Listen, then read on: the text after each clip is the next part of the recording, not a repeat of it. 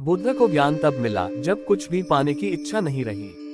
ओशो कहते हैं, बुद्ध ने 6 वर्ष तक बड़ी खोज की। शायद ही किसी मनुष्य ने इतनी त्वरा से खोज की हो।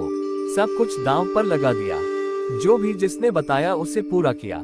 कोई भी गुरु बुद्ध को यह न कह सका कि तू पहुंच नहीं रहा है क्योंकि तेरी चेष्टा कम है। ये तो कहना ही संभव न था। चेष्टा तो इतनी समग्र थी कि उस संबंध में कोई भी शिकायत न की जा सकती थी। किसी गुरु ने कहा कि रोज सिर्फ एक चावल का दाना ही भोजन में लेकर 3 महीने तक रहो तो वे वैसे ही रहे। सूख कर हड्डी हो गए। श्वास लेना तक मुश्किल हो गया। जो जिसने बताया उन्होंने पूरा किया। सब कर डाला फिर भी ज्ञान प्राप्त नहीं हुआ। सब कर डाला लेकिन कर्ता का भाव तो बना ही रहा। उपवास किया, जप किया, तप किया, योग साधा, लेकिन भीतर एक सूक्ष्म अहंकार तो बना ही रहा कि मैं कर रहा हूँ। मुट्ठी बंधी रही, मैं मौजूद रहा और उसे पाने की शर्त एक ही है कि मैं खो जाए। क्या फर्क पड़ता है कि तुम दुकान चलाते हो कि पूजा करते हो? दोनों में मैं बना रहता है। जिस क्षण अहंकार गिरता है उसी क्षण परमात्मा शुरू होता है। इधर तुम गिरे, उधर वह हुआ। तुम गए बाहर, वह आया भीतर। दोनों एक साथ न रह सकोगे। अंततः बुद्ध थक गए। सब कर लिया, कुछ भी न पाया। निरंजना नदी में स्नान करके निकलते थे। इतने कमजोर थे कि निकल न सके। नदी बहाने लगी। तैरने की क्षमता नहीं। किनारे वृक्ष की शाखा को पकड़कर लटके रहे। उस क्षण उन्हें विचार आया कि मैंने सब कर लिया और कुछ न पाया। सच तो यह है कि यह सब करने में मैंने सारी शक्ति भी गंवा दी। मैं इतना कमजोर हो गया कि इस छोटी सी नदी को पार नहीं कर पाता तो भवसागर कैसे पार करूंगा। राजमहल पहले ही व्यर्थ हो गया था। उस क्षण थकान इतनी गहरी हो गई, भीतर की अध्यात्म भी व्यर्थ हो गया, मोक्ष भी व्यर्थ हो गया। बुद्ध के मन में उस क्षण उठा कि न तो संसार में कुछ पाने योग्य है, न मोक्ष में कुछ पाने योग्य है और न कोई और कुछ पा सकता है। सारी दौड़ धाम व्यर्थ है। उस रात मोक्ष की इच्छा भी नहीं रही। किसी तरह बाहर निकले, वृक्ष के नीचे बैठ गए और उस क्षण उन्होंने सारी चेष्टा छोड़ दी। अब कुछ पाने को ही न रहा। विषाद परिपूर्ण हो गया, फ्रस्ट्रेशन टोटल। अब रत्ती भर आशा न रही। जब तक आशा है तब तक अहंकार बना रहेगा।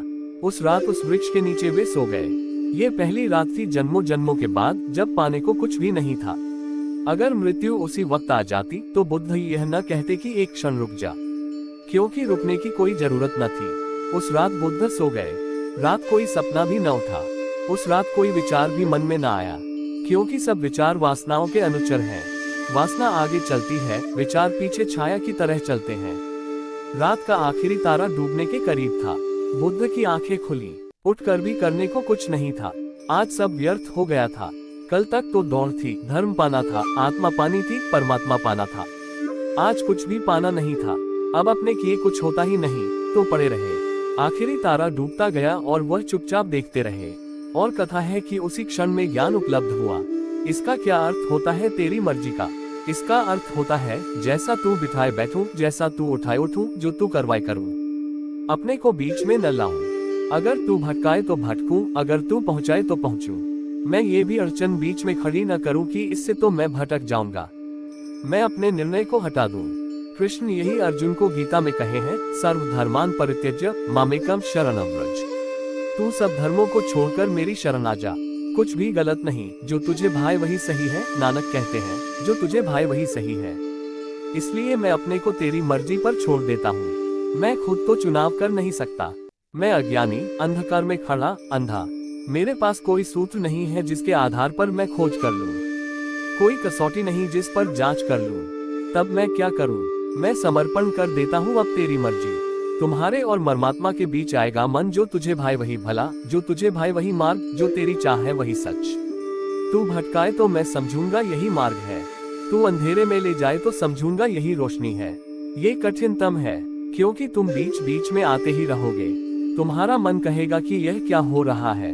कहीं परमात्मा से कोई भूल तो नहीं हो रही है, कहीं उस पर छोड़कर मैं भूल तो नहीं कर रहा हूँ।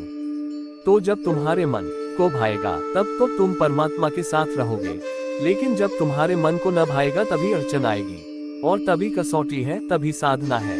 ओशो केंद्र पटना, एक ओंकार सतनाम पुस्तक से। क्या हुआ उस क्षण में? घटना ये घटी जिसकी नानक बात कर रहे हैं। थकान आ गई, अहंकार बिल्कुल ही बिखर गया। मेरे किए कुछ भी ना होगा, सब प्रयास छूट गए। और जैसे ही प्रयास छूटता है, प्रसाद उपलब्ध होता है। जैसे ही तुम्हारी आशा खत्म हो जाती है, आपाधापी बंद होती है, जैसे ही तुम्हारा अहंकार गिर जाता है, मुट्ठी खुल जाती है। ये हिंदी स्टोरी सुनने के लिए धन्यवाद दोस्तों।